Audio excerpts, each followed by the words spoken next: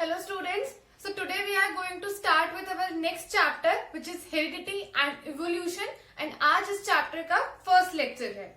तो जैसे कि हमने last chapter में पढ़ा था how do organisms reproduce, that कैसे एक organism अपने जैसी copies बनाता है. उसके लिए organism दो तरीके से reproduce कर सकता है, asexually and sexually. जिसमें हमने पढ़ा था कि asexually में तो जो offspring होता है it is exactly similar to the parents, while in case of sexual reproduction there are certain variations in it. तो इस चैप्टर में हमें यही पढ़ना है कि कैसे genetic information is transferred from the parents to offspring. Chapter start करने से पहले इस चैप्टर से रिलेटेड काफी सारी टर्मिनोलॉजीज है. So in today's lecture will study about all those terminologies related with this chapter. Starting with the first definition which is traits.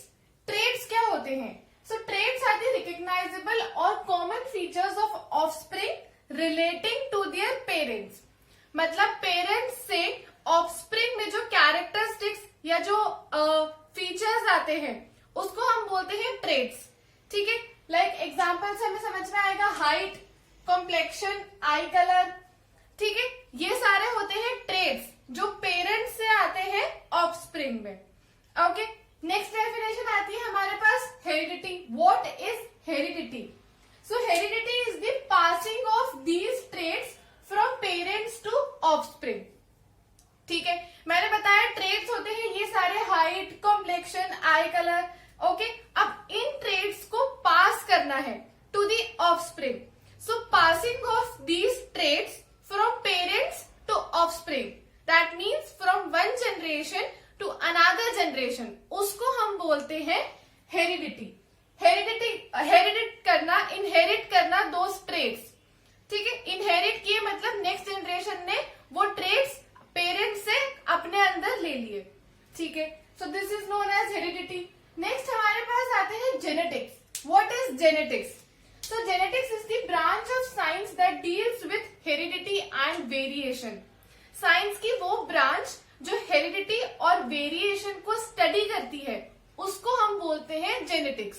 That means अभी heredity वाले टॉपिक में हम जितना भी कुछ पढ़ेंगे वो सारा काउंट होगा जेनेटिक्स में. The branch is known as genetics. ठीक है, नेक्स्ट डेफिनेशन आती है हमारे पास वेरिएशन की. वेरिएशन हमने पढ़ा था लास्ट चैप्टर में भी. So what are variation? These are the differences in traits among the individuals of species. Okay, individuals और स्पीशीज में डिफरेंसेस कहलाते हैं variation. Like all the people are different from each other and साथ ही साथ वो अपने पेरेंट्स से भी अलग होते हैं. So that difference is known as variation. ठीक है, मैंने बताया था वेरिएशन जो होते हैं वो सेक्सुअल रिप्रोडक्शन में कॉमन होते हैं. व्हाई? बिकॉज मियोसिस के थ्रू डिविजन होता है और क्रोमोसोम्स में क्रॉसिंग ओवर होती है.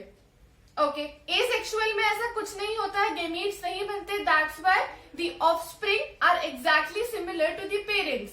But in case of sexual reproduction these changes takes place. The process of meiosis occurs, gametes are formed. That's why variations occur in the sexually reproducing organisms. इसीलिए हम सब लोग एक दूसरे से तो डिफरेंट है ही, साथ ही साथ हम अपने पेरेंट्स से भी डिफरेंट है because of this variations. Now why variations are necessary? What is the significance of variations? सबसे पहला पॉइंट तो variations are the raw material for evolution and selection. ठीक है, जैसे जैसे ऑर्गेनिज्म वेरी करता जाएगा नई वेराइटी आएगी तो उससे इवॉल्व होंगे. Like we are evolve from the monkeys. Monkeys में जब धीरे धीरे करके वेरिएशंस आए तब ह्यूमंस इवॉल्व हुए. So variations are the raw material for evolution and selection.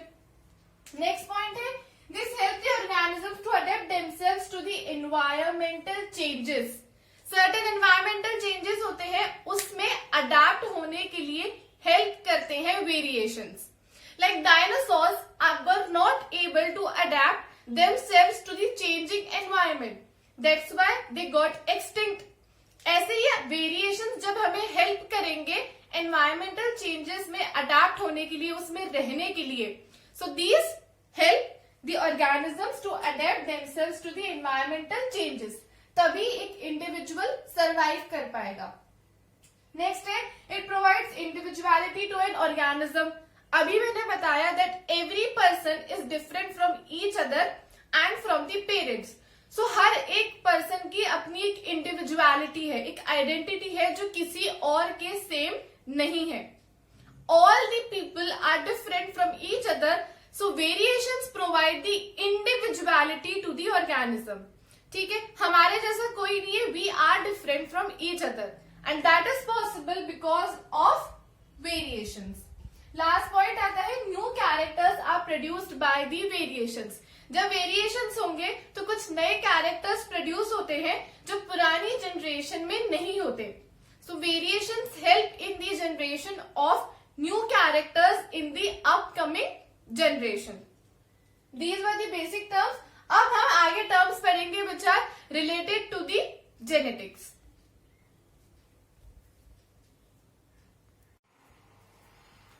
Okay, now next definition is we have of gene. So what are genes? Genes are the segments of DNA which codes for a particular character. एक किसी भी particular character को जो code करता है वो DNA का segment कहलाता है genes. अब ये जो genes होते हैं, these are the basic unit of inheritance and located on chromosomes. ठीक है, chromosomes हमने पढ़े थे. The ribbon-like structure are known as chromosome. Suppose this is the chromosome. So chromosomes are made up of genetic material known as DNA, which is deoxyribonucleic acid. ठीक है, इस DNA में होती है सारी genetic information. DNA looks like this. It is a double helical structure. अब suppose ये पूरा सेगमेंट है DNA का. अब इस DNA में selected segment, suppose this segment codes for height, this segment codes for complexion. So these segments of DNA are known as genes. ठीक है, जो किसी पर्टिकुलर कैरेक्टर के लिए कोड करता है उतना डीएनए का सेगमेंट कहलाता है जीन्स. ठीक है, डीएनए से मिलके बना क्रोमोसोम है ना, और उस डीएनए में जो पर्टिकुलर सेगमेंट है जो हर एक कैरेक्टर के लिए कोड कर रहा है वो कहलाता है gene. And height, complexion, eye colour, these are the examples of genes. अब जब तक जीन्स वर्ड डिफाइन नहीं हुआ था, आइडेंटिफाइड नहीं किया था, तब तक जीन्स की जगह फैक्टर वर्ड यूज करते थे. The term factor was used before genes were identified. ठीक है, पुराने टाइम्स में जब तक जीन्स वाली टर्म आइडेंटिफाइड नहीं हुई थी तब तक इन सारे डीएनए के सेगमेंट्स जो एक कैरेक्टर के लिए कोड करते हैं उसको रेफर किया जाता था फैक्टर से. Okay, now next we have is allele. Very important. अब देखो, अब कोई भी एक जीन है उसके दो कॉन्ट्रास्टिंग पेयर होते हैं. ठीक है, पहले डेफिनेशन पढ़ते हैं. Every gene has two alternative forms of character each of which produces different effects in an organism. अब सपोज जीन हमारा हो गया हाइट. ठीक है, मतलब हाइट के लिए जो कोड कर रहा है वो हो गया जीन, है ना. वो डीएनए का segment which is coding for the character height is gene. अब इस हाइट के दो तरीके के अलील्स हो सकते हैं. Either it can be tall or it can be dwarf. So the tallness and dwarfness are the alleles. Alleles are the two forms of the character or the two forms of the trait. Height अगर हमारा character है तो उसके जो contrasting pairs होते हैं tallness and dwarfness, each of these are known as allele. Okay, every gene has two alternative forms of character. ये है, इसके दो alternative forms हो गए और हर एक फॉर्म एक डिफरेंट इफेक्ट प्रोड्यूस करेगा आने वाले ऑर्गेनिज्म में, तो वो पार्ट कहलाएगा अलील. अब जो अलील होते हैं ये हमारे पास दो टाइप्स के होते हैं, dominant and recessive. These alleles are dominant and recessive. इसको कैरेक्टर आगे इसलिए लिखा है बिकॉज ये जो कैरेक्टर है ये दो फॉर्म्स में एग्जिस्ट कर सकता है, अपने इफेक्ट्स दिखा सकता है. Dominant character and recessive character. Dominant character वो होता है जो एक ऑर्गेनिज्म की अपीयरेंस बताता है, डिसाइड करता है even in the presence of another character. अगर दूसरा कोई कैरेक्टर प्रेजेंट है लेकिन फिर भी अगर पहला कैरेक्टर अपने आप को एक्सप्रेस कर रहा है तो वो कहलाएगा dominant character. While recessive character वो होता है जो ऑर्गेनिज्म की अपीयरेंस तभी डिसाइड कर सकता है जब वो सेम टाइप के कैरेक्टर के साथ प्रेजेंट हो। ये आगे हम एग्जांपल से और डिटेल में समझेंगे, जस्ट अभी यहाँ पे हमें डेफिनेशंस लर्न करनी है। अब जो डोमिनेंट कैरेक्टर होता है वो हमेशा कैपिटल लेटर्स से डिनोट किया जाता है, while the recessive character is always denoted by a small letter. Okay, now let's take the example of height. अब हाइट के दो फॉर्म्स हो गए, tallness and dwarfness. Now tallness is the dominant character, क्योंकि जब हम आगे जनरेशन्स में देखेंगे तो अगर टॉल वाला अलील किसी और के साथ भी प्रेजेंट है तो भी वो खुद को एक्सप्रेस करता है। तो ये हमें कब पता चलेगा? उस ऑर्गेनिज्म को देख के। तो जो कैरेक्टर खुद को एक्सप्रेस कर रहा है वो कहलाएगा डोमिनेंट। तो here tallness is the dominant and it is represented by the capital letters. So capital T will be denoted for tallness and dwarfness is the recessive character, so it will be denoted by small t. ठीक है, recessive character are denoted by small letter. अब ये जो बीच वाला है capital T and small t, this will denote tallness because tallness is the dominant character और वो खुद को तब भी एक्सप्रेस करता है जब वो किसी और कैरेक्टर के साथ प्रेजेंट है ना। डेफिनेशन यहाँ पे डिफाइन होगी that this is the dominant character और ये किसी और कैरेक्टर के साथ प्रेजेंट है, फिर भी ये खुद को एक्सप्रेस कर रहा है। So this is known as the dominant character.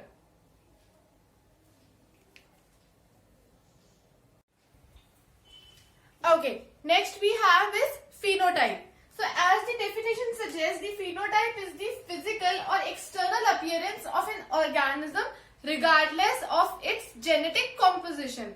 That means genetically उसका constitution, composition कुछ भी हो जो externally हमें feature दिख रहा है उस organism का, that will be known as phenotype.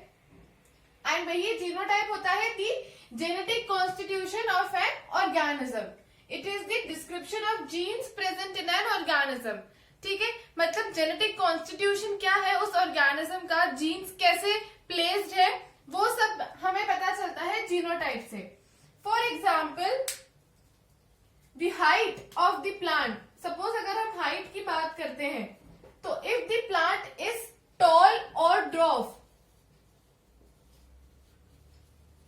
This is the phenotype. मतलब बाहर से हमें वो प्लांट टॉल दिख रहा है, ड्वार्फ दिख रहा है, तो वो तो हो जाएगा प्लांट का phenotype, but genotype is the jeans.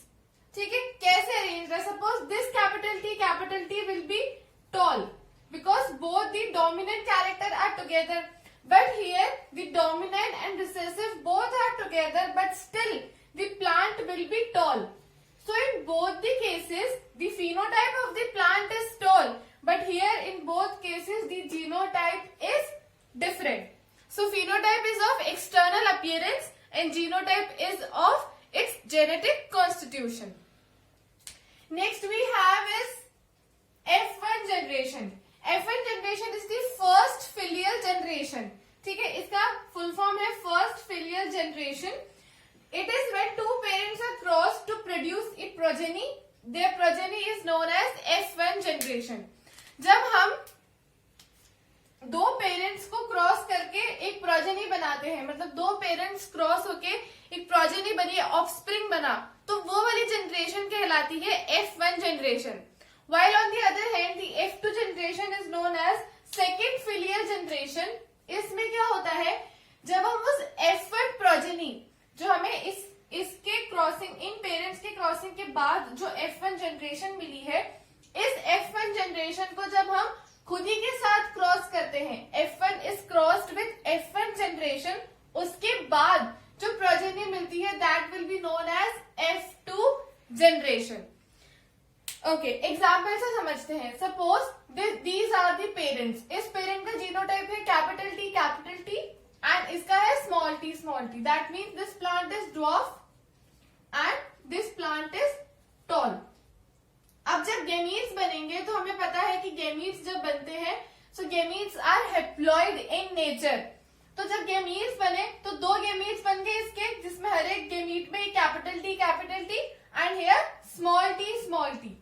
So when these are crossed, ठीक है, जब ये क्रॉस होगी तो this capital T will once fused with this and another time with this, ऐसे ही इन दोनों का फ्यूज होगा। तो ये जो हमें जनरेशन मिली है, ये जो 4 सेल्स हमें मिलते हैं, these are of F1 generation. So that means if we observe them carefully, so F1 generation में all the plants we are having are tall. Okay, so this is the F1 generation because in parents को cross करने के बाद हमें ये progeny मिली है और वो है F1 generation. अब F1 generation में मेरे पास इस टाइप के सेल्स हैं. So now the in F2 generation उसकी प्रोजेनी बनाने के लिए हमें F1 जनरेशन को क्रॉस करना है। दैट मीन्स देखो, इसके बाद F1 जनरेशन में हमें ये मिले। अब इस F1 प्रोजेनी को जब आपस में ही क्रॉस करवाएंगे तो उसके बाद जो प्रोजेनी मिलती है वो कहलाती है F2। So here the capital T small t these are the results of F1 generation. इसको हम क्रॉस करवाएंगे। So here the gametes will be like this. इसका होगा capital T small t and same with this. अब ये जब fuse करेंगे उसके बाद जो जनरेशन आई है this will be known as F2 generation.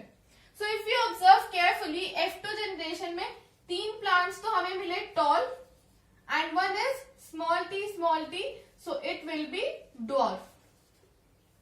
ठीक है, सिंपल सी बात है। पेरेंट्स को क्रॉस करने के बाद जो पहली जनरेशन मिलती है वो कहलाती है F1 जनरेशन, और जब हम उसी F1 जनरेशन को आपस में क्रॉस करवाते हैं तब हमें जो नेक्स्ट जनरेशन मिलती है that is known as F2 generation. Okay,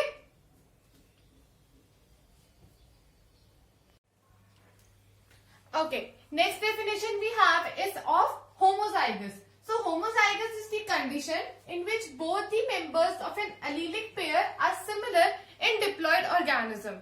ठीक है, allelic pair का मतलब होता है, मैंने बताया था कि if height is a character तो इसके 2 allelic type हो सकते हैं, कैपिटल T and एक small t, which denotes tallness and other denotes dwarfness. तो अगर allelic pair यानी कि इधर this और this is the pair। अब इस allelic पेयर में अगर दोनों मेंबर्स सिमिलर है so that will be known as homozygous. Like this capital T denotes for tallness and this denotes for dwarfness. तो यहाँ पे ये एक allelic पेयर है और इस allelic पेयर के दोनों मेंबर सेम है, so this will be known as homozygous. While on the other hand ऐसी कंडीशन जिसमें allelic पेयर के दोनों मेंबर्स डिफरेंट हो वो कहलाएगी heterozygous condition. Like this when we are having capital T and small t, so यहाँ पे ये एक पेयर है, इसके जो दोनों मेंबर्स हैं वो डिफरेंट है, so this condition will be known as heterozygous।